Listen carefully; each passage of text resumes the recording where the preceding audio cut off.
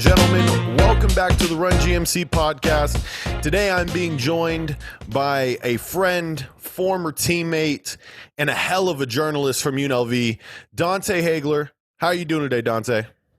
Sensational, man. Sensational. I like awesome. that. Hey, what have you done today? Actually, I just, freshened up, had to, I just woke up, honestly, to be honest with you, but I freshened up, got myself ready for this show, man. I've been watching all the previous shows. I couldn't wait. Seen all the little great interviews you've been doing. So I was like, man, I can't wait to be a part of that. No, definitely. And I knew when I started this up, man, I wanted to have you on. You have experience in journalism. You went to college at UNLV for media journalism, correct? Correct. Awesome. So I say let's jump into that right there, because I feel a lot of people have always watched ESPN and have been like, man, I want to do that. That's a fun job. What made you want to go into sports? It wasn't sports journalism at the time. It eventually became sports journalism, right? Yes. What made you get into that? Well, I started off in criminal justice because I wanted to be a lawyer, but I started thinking about things that I would love to do. Obviously, I love playing football, love talking about sports. That's kind of where I came to a decision of like, let's do a major change, So at the time, before they made the changes, it was just journalism, media studies. They didn't have no specific sports journalism stuff going on yet, sports classes, I should say. And then once I made that change, then when they started making different ways for the transcript to allow sports journalism to be a part of that department.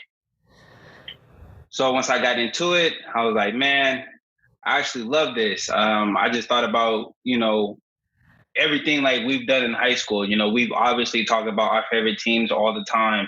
So I was like, let's just see where this goes first. Let's just see how good I can be at this. And it turned out to be pretty good. Turned out to be great. So. No, that's awesome, man. And I didn't even remember that you had made that major change there. And that's I have a lot of a young audience right now. A lot of them are my brother's friends in high school still. So they need to know, like, it's okay to change your majors. What year did you make the change? I made it after my freshman year. It is okay to make that change because once you get there, you're going to be like, okay, this is what I want to do as a career, as a career field. Then when you actually get into it, you're like, okay, this isn't for me. So in your first 2 years, test out college, see how you like it. That's what I think people have to understand about college. It's not just going in and then you pick a career and now you're stuck. No, you're not stuck. You can make that change. You'll be there a semester longer, maybe. You can always do summer school, but it's okay to make that change. You'll find something that you really love to do. Honestly, like being a lawyer was kind of something that I wanted to do. It was something I wanted. I liked it. But then my dad was saying, as a career, you want to do something that you love to do. You don't want to wake up and be like, oh, I got to do this. No, you want to be like, I love to do this when you wake up and go to work. So that's where you want to plan for your future. You want to plan for a major that you're going to love to wake up to. And it's okay when you get there your freshman year, your sophomore year. Those are the years you're supposed to test out college. You're supposed to have fun. And then, you build on after that. Definitely. What people need to realize too is like, you're going to go there and you're going to meet so many interesting people. Like I remember, even just going in, I was in special ed teaching all 4 years. Like I had a good idea that was what I wanted to do. But while I was there, I would talk to people from engineering and I was like, damn, engineering's tight. Then I saw what you were doing in journalism and I was like, George, you're making the wrong decision. Make the change. But like, at the end of the day, I knew I loved teaching, and that was a great point you brought up. You have to love doing what you do. So for you, making that change, when did you know, like, all right, I actually really like journalism and the media side of everything?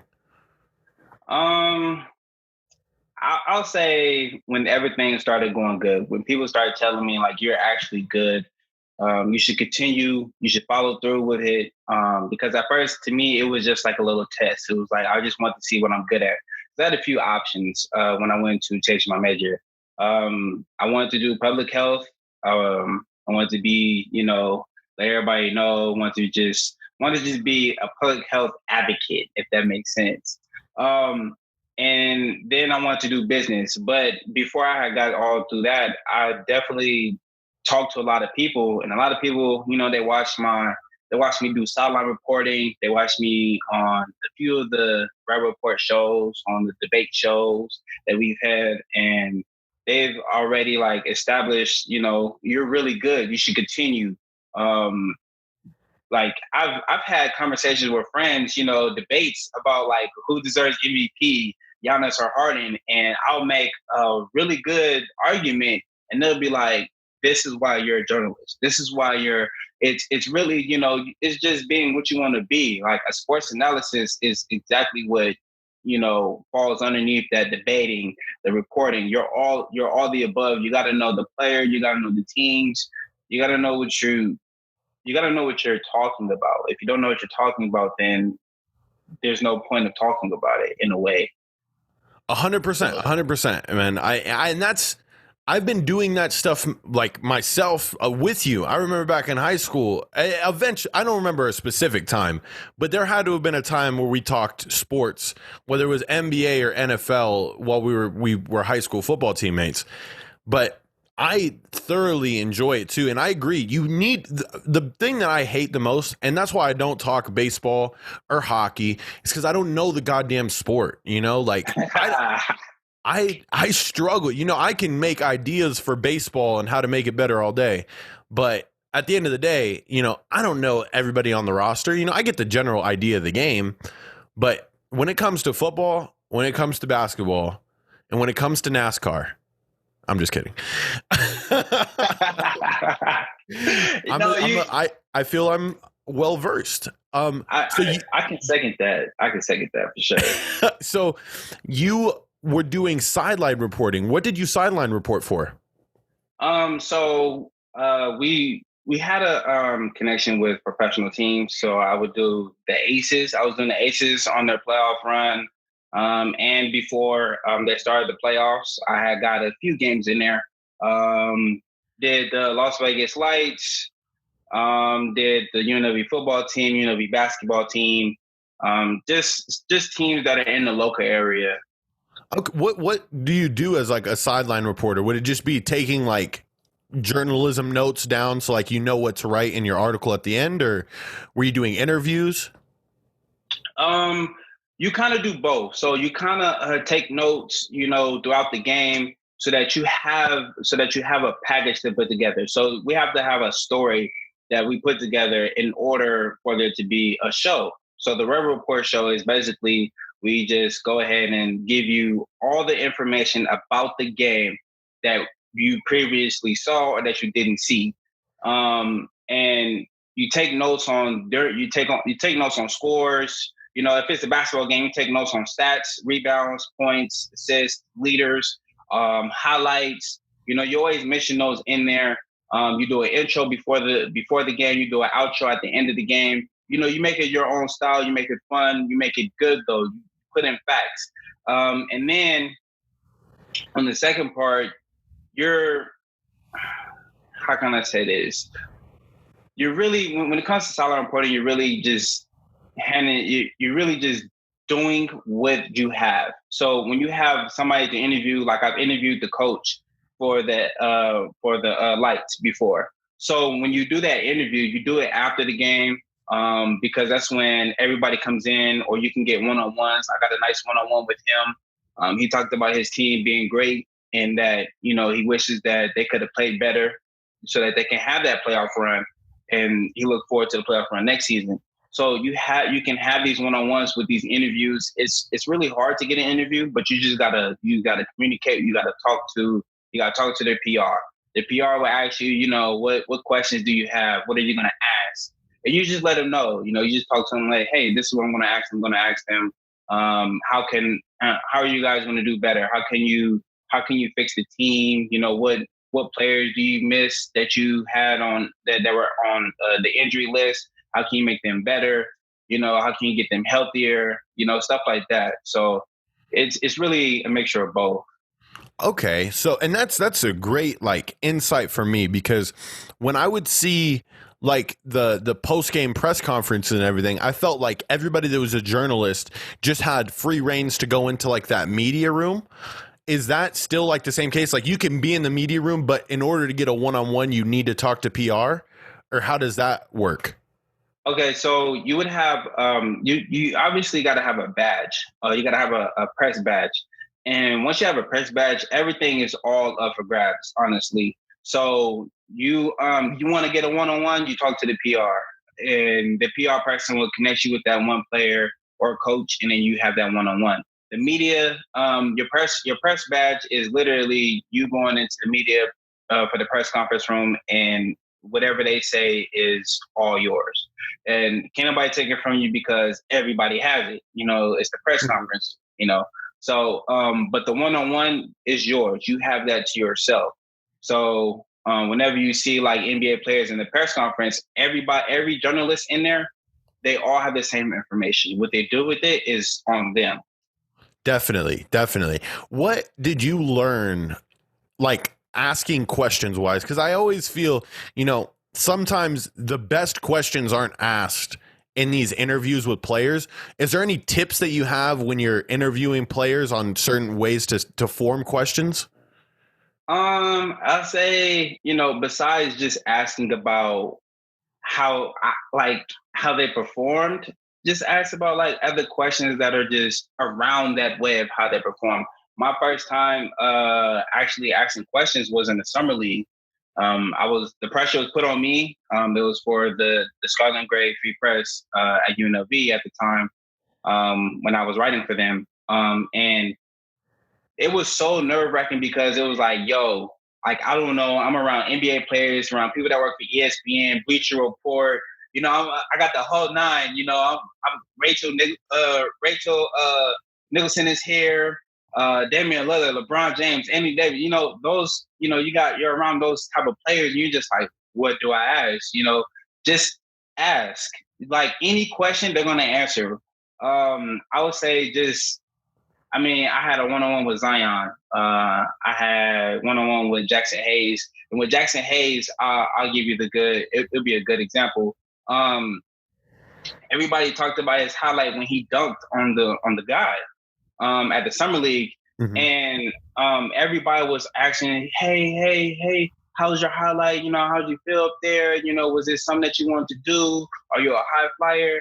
And my question to him was, despite you being a high flyer, how did it feel, not having Zion on the floor and having to take up most of the load in the paint, with all the scoring and rebounding? And he was like, well, when a player's out, the next player has to step up. It's next man up, regardless of who's missing. He said, if I'm missing, I expect somebody else to step up too. So it's like questions you got to ask. You got to get around all those same questions because there's going to be at least 5 to 10 people that's going to ask the same question in a different way. You just got to ask it. You just got to ask a different question a different way, if that makes sense to anybody that's viewing. Yeah. So when you interviewed Zion on that the one-on-one with him, did you was that before or after the game where he absolutely bitched out that team he was playing? I remember one of those summer league games where he had stolen the rebound from, it wasn't Giannis, it was somebody else. It was Knox from the Knicks. Yes. Actually, it was after that game. I was in the other gym talking to Chris Hayes about being a journalist, and he was just giving me tips. And with the earthquake had happened, everybody disappeared, everything stopped. He got hurt that game as well. And after that, he was just walking around. When I tell you, the media loves Zion. The media loves Zion so much. There's that famous ESPN picture where Zion had hundreds of reporters around him, and then the player that didn't have, he only had 5. I can't remember the player's name, but he was drafted just a few spots after Zion. And I was just like, man, this is real. Like this is real stuff, you know? And so it was pretty hard, but I went and talked to the PR, and I did some Pelican games at the time before. So I kind of had touch with the head coach for the summer league. And he was like, yeah, man, you know, here's the PR. PR will get you straight. Here's Zion. And there you go. So the PR let me talk to him, got a few questions. And it was nice to have it when they played. It was nice to get it after they played, though, because you can't get them before. It's hard to get before. No, I would imagine. I mean, before they got all that, all that extra shit building up. Obviously, they got to stretch, do all that. So you'd have to be hours before, right? Like, I mean, as they're arriving to the arena. Well, at the time, summer league is like games are going like at fast pace every hour, every few minutes. So to get in before, you would have to know exactly where that team is at, what locker room that team is at, and that's kind of disclosed area for reporters. So you just got to come in after, and then you get it in. You just talk to the PRs. Hey, who was the best team in the summer league this past year? Like where you're like, damn, all right, that we got to watch out for them. Man, a lot of people slept on this team, but I'm going to say, I mean, they did win the championship, but I'll say the Grizzlies were the sleeper, but the best team overall that should have won was the Timberwolves. Okay. Who did the Timberwolves draft? Who was like on that team? Do you remember any big names? I'll probably say the big name that was on that team that played in the summer league was Jeff Okogie. Oh yeah. I remember seeing him in the rookie sophomore AllStar game or the World.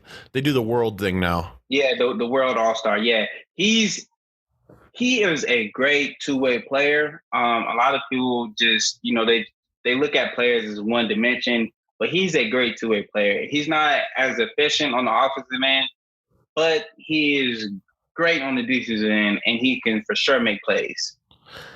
And then you said him, and then you said the Grizzlies, so I gotta highlight Ja. How fast and insane is that kid? Man, I wish he would have played. He had surgery. He didn't. He had surgery. He didn't play. But man, I'll say the spectacular player, the player that just you really see like today's game, like if the NBA was back and highlights were happening, Tyler Herro is a player that a lot of people are sleeping on. And I kid you not, I don't even know why. He was the game he was playing, it was Miami versus the Blazers. Now the Blazers have a nice point guard, and I believe his name is it's either he might play for Houston. Actually, it's Houston they played against. It was the Heat in Houston because I seen Mike D'Antoni in their exposure. Chris Clemens is a great point guard, kid you not. But Tyler Herro was eating everybody up. I mean, he went 4 for 4 from the 3-point line. And then he was dunking out of his mind. Like his play, his skill level is on it's a different level. Like if he had a big name, like if he made highlights like Zion or Ja, Tyler Herro would be rookie of the year. Jesus, well, that's a bold statement. But I do remember hearing it, like his name didn't pop up till the summer league, and he played at Kentucky too. I mean, he was part of a good ass team. But I remember, his shooting is just nuts. Miami is a team that definitely, I feel in the East, bro, like if they get past, I think their first matchup it'll be Heat Sixers, because the way that the 8 games will line up, I feel the Sixers will beat the Pacers out for that 5th spot. Then you got the Heat Sixers first series. That shit's going to be crazy. Jimmy Buckets is going to work the Sixers. Listen, I'm a big fan of Bam Adebayo. Yes. I've seen him a few times throughout the summer league. My guy is fly, but I've had a few conversations with him. But I am a big fan of Bam. Man, don't sleep on the Heat. Don't please, at full health, please do not sleep on the Miami Heat. My final four it has in the East is the Celtics Heat, because I feel the Heat will beat the Sixers out, which God, it sucks to say that the Sixers can get bounced like that, but bro, like I don't trust the process anymore. I lost hope. Hey, I'm gonna tell you something that every journalist should understand. Everybody loves a storyline. Yes.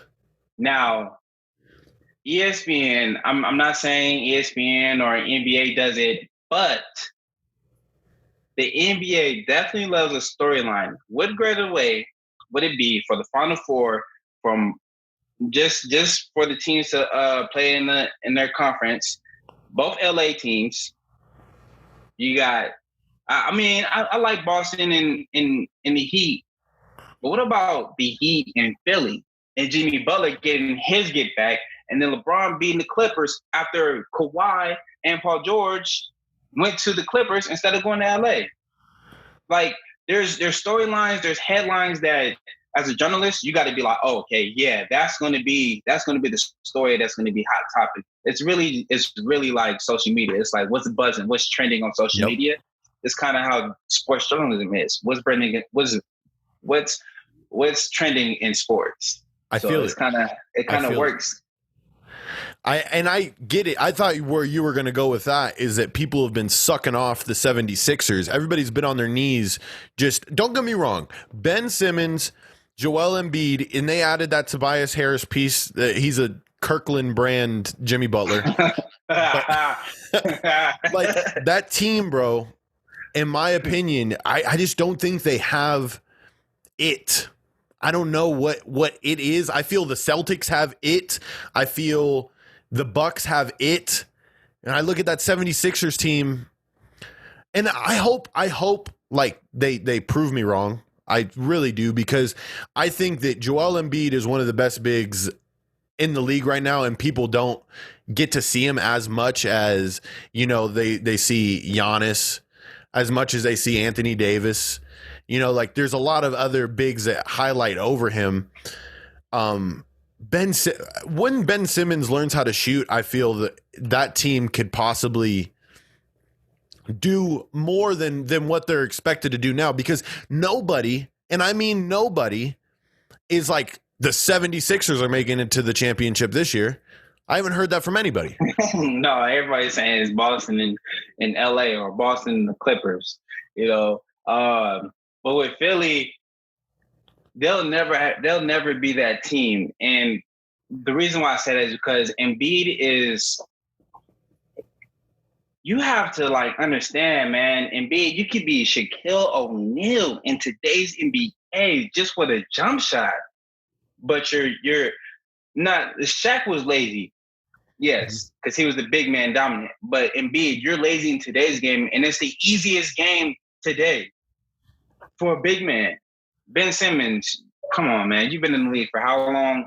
You got Rookie of the Year after you weren't supposed to get Rookie of the Year. Hit a goddamn jumper. A jumper, man. You got to shoot. You have to shoot in order for Philly to even win or to even be dominant in the East. They need Embiid and Ben Simmons to get the games together. Otherwise, they'll just be another team that's just there. Like they'll just be another team that's just in the way, and then they'll be done. Like it'll be like LeBron when he was in Cleveland and Toronto was number one for like 2 years. Yeah, they're just and he swept them both those years. Yep, you're just another team in the way.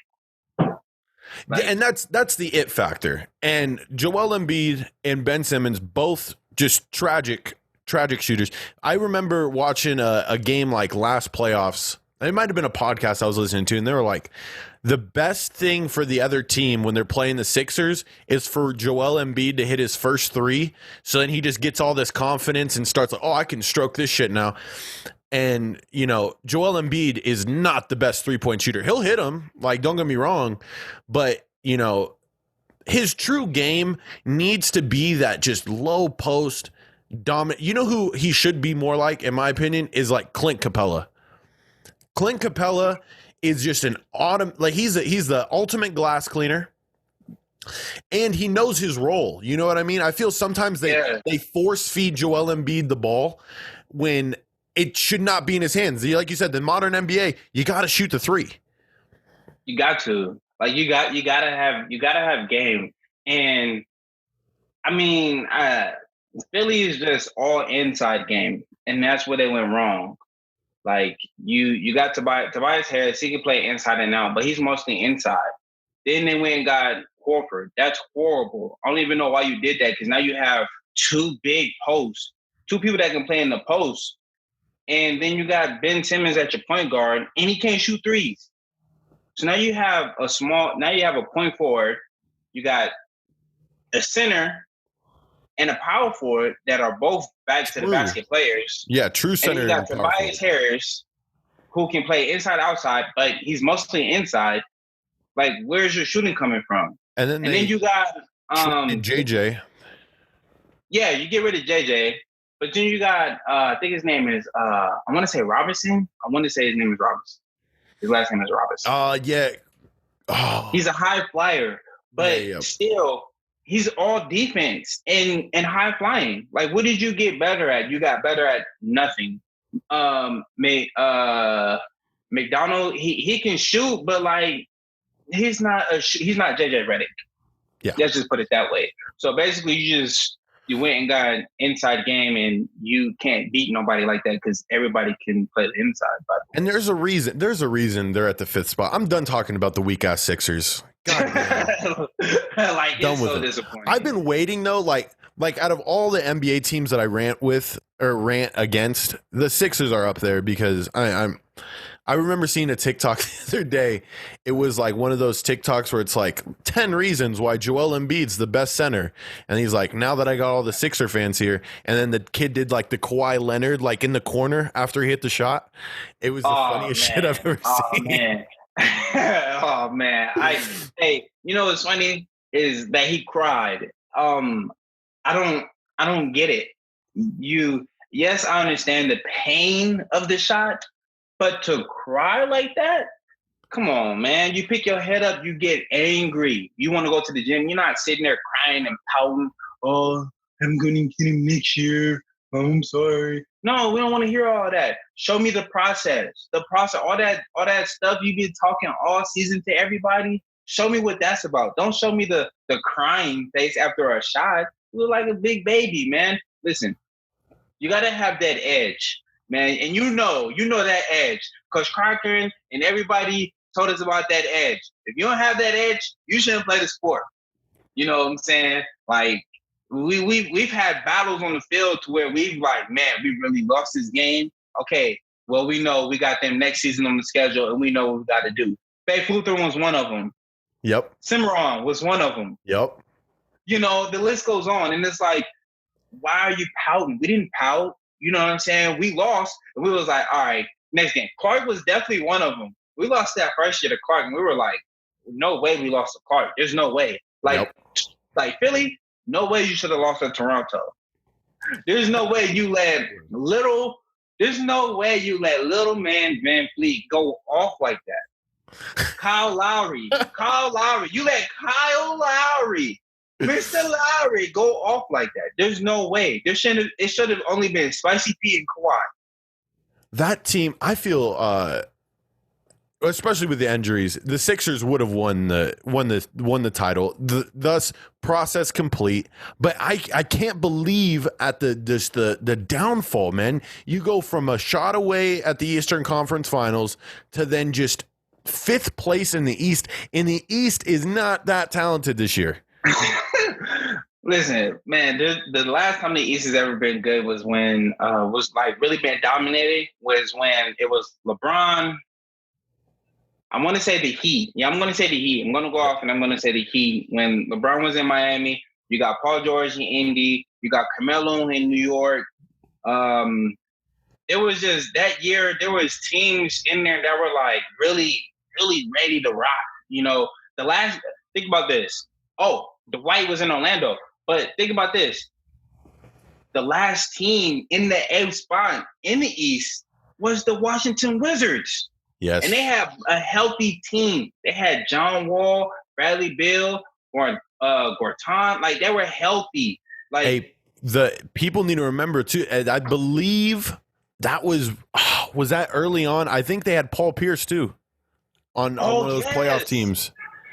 I want to say, was it Brooklyn? I'm thinking Brooklyn. KG as well. When they had Boston, built that team in Brooklyn. They had Boston, and then they went to Brooklyn together, and Brooklyn was a playoff team as well. So it's like, you have the East was good, but now it's like, what's going on in Philly? You should have been number 2, by the way. You should have been number 2 in the East. Toronto's what? I think Toronto is 2. Toronto's 2, Milwaukee's 1. We don't talk about Milwaukee enough too. Me personally, I've given my takes on Milwaukee. What do you think about that team? Honestly, they're too heavy on Giannis. It's a great team all around. There's a lot of players that they shouldn't have given up.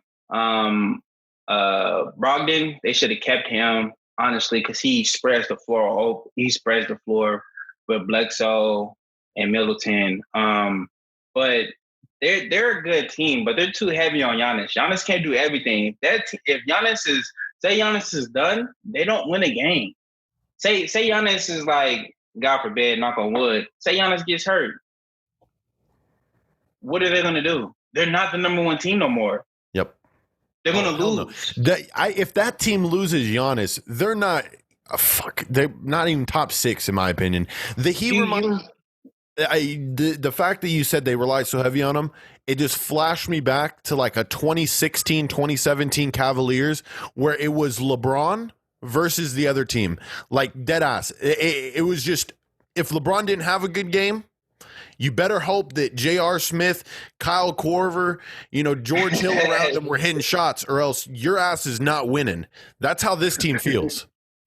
And they're very similar if you think about it. They're very similar. The Milwaukee is just younger, but Giannis, I'm glad Giannis is finding a shot. And that's going to be the scary part, is Giannis finding a shot.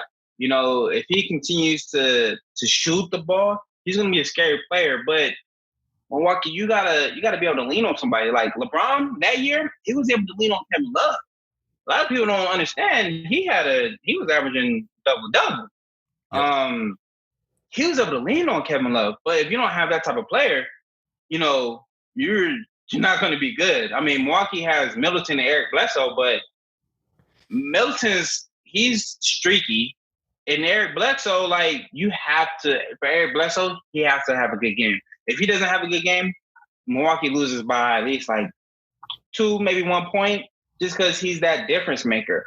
And Milwaukee now got George Hill, but that's another story. I'm disappointed at George Hill, because all he had to do, baby, make a free throw. That's all you had to do, baby. Oh my God. That's all you had to do, baby. That's all you had to do is make a free throw, man. That's it. You make a free throw, game 1 goes to Cleveland. The series, I guarantee you, the series changed. That was 2017. 2017, I believe. And so does the storyline. The storyline was already Golden State's going to win. LeBron James has nobody. Game 1, LeBron James goes 58 points, 8 rebounds, 8 assists, and they get that first W. All the storyline changes.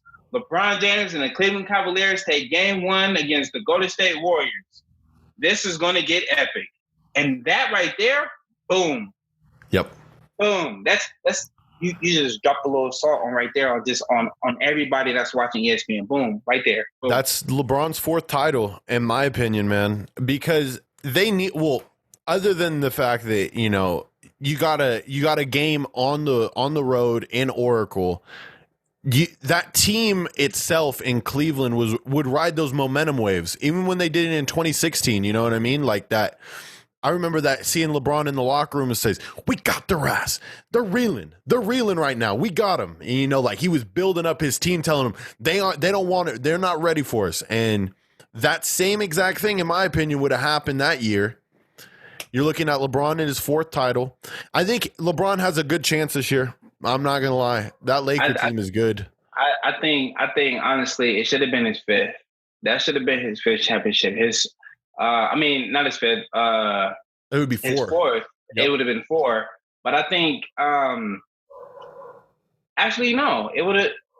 here's what I mean by fit. The first year that they played Golden State, Kyrie got hurt Yes. with his knee.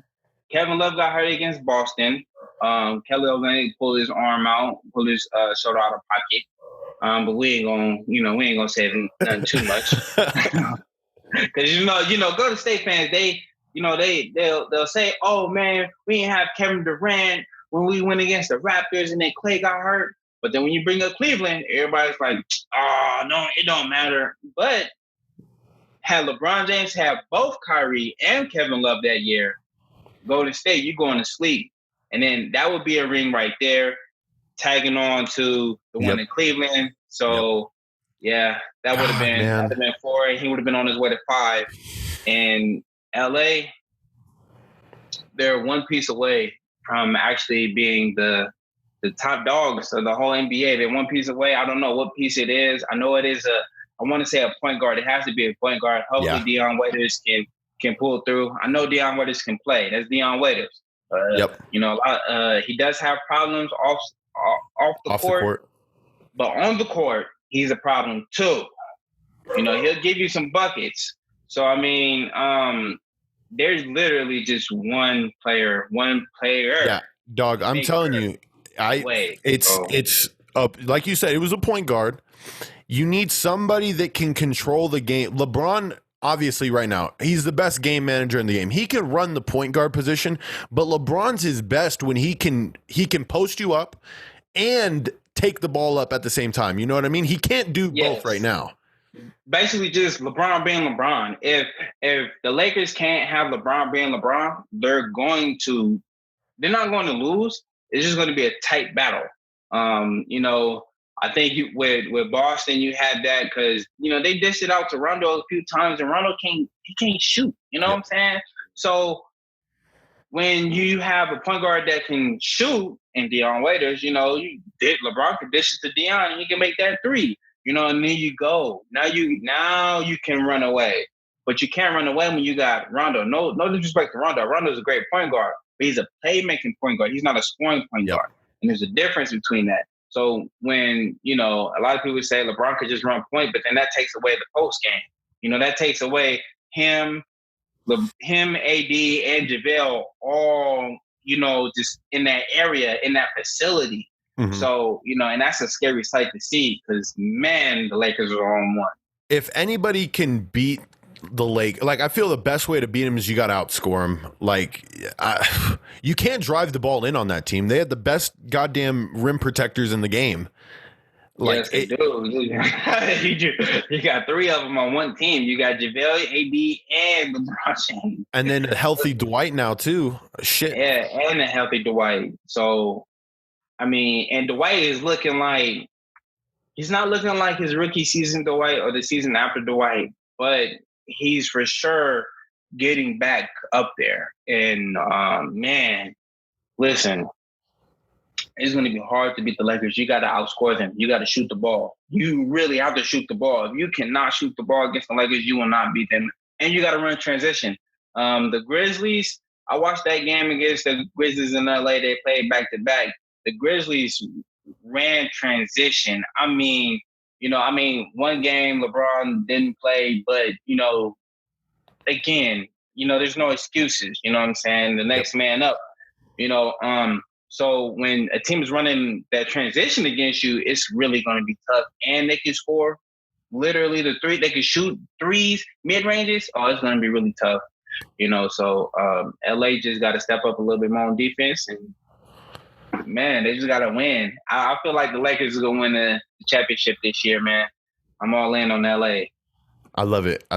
Hey, it's a bold statement. And we've been talking a lot of NBA here. I want to transition into our last segment. I read a piece that you had written about the NFL draft. Were you going to cover the NFL draft here in Vegas if it happened? Man, yes, I was. I was really hurt because everything was going good. At that time, everything was so exciting. Going to do the NFL draft, going to do the Raiders, going to do the NBA Summer League again, going to do, some more things covering the Raiders, the Aces was starting up. So, that sports, them few months right then and there, of a tight schedule was going to look nice, you know. And then you got our hockey team, but I was really looking forward to that NFL draft, man. Yeah. Yeah. So what would you have been like? Is it the same thing? You have your press badge and then it's just going and talking to PR people? Yeah, same thing. You send you send out an email to, you know, somebody you know, or you send the email to the PR and, you know, you ask them, hey, can I get credentials for for this event? I have, you know, 2 people. They're like, okay, either they'll say yes, you can, or no, we don't have enough room. Here's what they could do. If they say yes, then you know, you send them a headshot. You get the headshot. You know, they tell you, hey, this is the place you need to be at to pick up your credential. You pick up your credential, and hey, man, it's free game. Everybody's free game. Mm-hmm. You know, I did the Drew League in December, and it was so different. So it's like basically, you know, all types of players, you know, that's trying to get into the NBA that haven't gotten into the NBA yet. They're on the Drew League team, and when you go in there, there's a press conference, but not really. So with that, there's a difference between, like, you know, the actual NBA and the Drew League. Drew League, it's hard to get a one-on-one. You really got to talk to the people that run the Drew League and the PRs, because if not, then hey, man, you got to go. You know, your badges is there so that you can watch the game now. Yep. You know, if you're not part of the team, your badge is there to watch the games. So yeah, okay. Last thing here before we close up, have you had an experience like with somebody telling you like, oh, you got to go right now, homie, like you're not getting this interview? No, I actually haven't. I've actually just, you know, had it's always been like, you know, just wait a minute. You know, it's never been, hey, you gotta go. You know, you gotta get out of here. You can't be here. No, because I've always communicated with everybody. Everybody that come within is really communicating. If you don't communicate with nobody, anybody gonna want to help you. You know, so that's really the main part. You have to communicate. I've never had that experience, and I hope nobody does have that experience, because that is a horrible experience. No, I just had to ask. I mean, yeah, you said the Drew League was tight like that. I was expecting, like, you know, like a fucking 6'6" guy to be like, boss, you gotta kick rock. Well, my experience in the Drew League was I was actually recording the games, and the lady, she ran the Drew League. She was like, "Are you part of the team?" And I was like, "No, I'm actually part of UNLV. You know, I'm doing something because I'm with the UNLV TV. So, you know, I'm just putting the piece together to be able to display to everybody." She was like, "Well, you can't record because it has the ESPN logo on the film, and it has the Drew League logo on the film." So I was like, okay. I mean, all right, sure, yeah, all right, cool. And she was like, "Listen, just come tomorrow and I'll make sure you're good." And I was like, okay. So I came tomorrow, didn't have no camcorder, just had a camera. And she was like, "Yeah, you can take pictures." I was like, "Oh, wow, okay." So that's different, you know, like it wasn't like, "Hey, you gotta get out of here." No, it was just like, you can't record, you know, this belongs to them.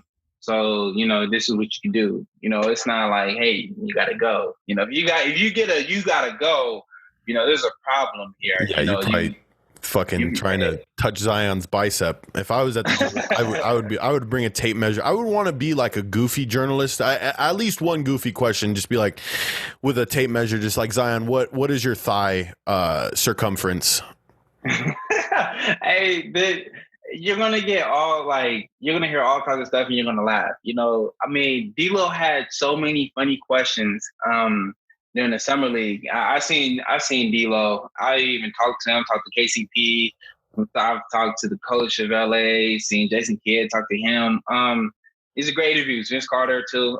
But D'Lo, he got so many funny questions, man. He was just like, "Man, it's what comes with the game."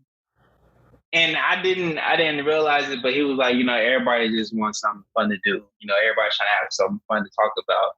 but he's like, he's a great guy. He's like everybody, everybody's cool. So I answered the question anyway. Like he got a question about his shoe size, and he was like, "What is?" He was like, "Yeah, man, I wear this size shoe, but I mean, I don't know what that means, but yeah, man." Oh my So it's God. like you get all types of questions as a player, man. Could you think of it like us in high school getting all those types of questions? Like, bro, what? I never once got the only time I got interviewed was that Las Vegas Sun thing. But man, but see, like, that's a thing I feel lacks in Nevada. Number one is just the amount of coverage for high school sports is so little compared to like what I've seen in Texas and even in California. What I want to try to do at Vegas, other than live stream the games and do like play-by-play color commentary, because I announce now, but I would love to do it like on YouTube live streaming the football games, because I mean, for Christ's sakes, we're in 2020, and like everybody's game should be found like that. Like we shouldn't have to struggle anymore. But to do that, I want to do more like sideline interviews and shit like that. It's just the craziest thing is so many people push back against like going the extra effort. Dude, I've talked to so many people about live streaming and, doing all these extra things for these sporting programs, and everyone's just like, man, why would I care about that, Yeah. They're afraid, and I've always been the one that's like, especially when, in high school, as getting recruited, it was tough, because it was like nobody really knows you, because, you're not getting coverage like that, so you have to put out your own highlight reel across all social media platforms. But if that's going to be it, that's going to be tough, because again, like you said, you got coverage in California and in Texas, it's like, hey man, look, I got this star cornerback in California, man. He's ready. He got you. Look, this is him right here. Boop, boop, boop. This is everything we've covered. This is all about him. If we have something like that in Vegas, oh man, trust me. A lot of athletes that shoulda went D1 in Las Vegas definitely will go D1. For sure. I think we're seeing it year by year too. Like it's the amount of kids that are getting offers out of the Vegas area has definitely increased since I feel we left. Like, I mean, I know DP's doing their thing, but now you got Liberty, Centennial, Legacy, Arborview, Green Valley is getting kids out. Vegas, Las Vegas High School, the place I'm at, had 4 kids signed this year. And like, so it's growing. It definitely has a lot more room to grow though. So Duna, I want to leave these last 30 seconds here. Shout out your shows. I know we didn't get into that, dude, but I'd love to have you on again. Let people know where they can see some of your content and stuff. Promote yourself here, brother. All right. You can go on Rebel Report. When you go to YouTube, you go to Rebel Report UNLV.